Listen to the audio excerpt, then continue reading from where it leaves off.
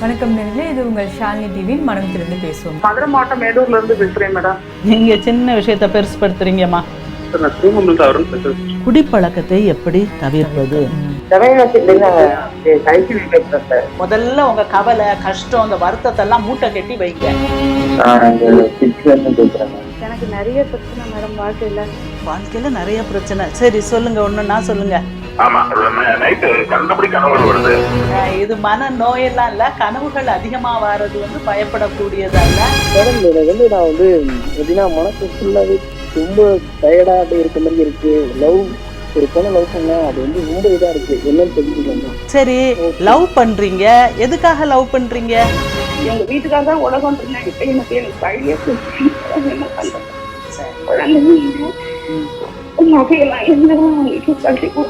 நான் நாமக்கல்ல படிக்கிறேன். இப்ப நான் ஹாஸ்டல்ல படிக்கிறேன். என்னால படிக்க முடியுது டாக்டர், ஆனா புக் வாட்ச் எல்லாம் என்னால மெமரி பண்ண முடியல.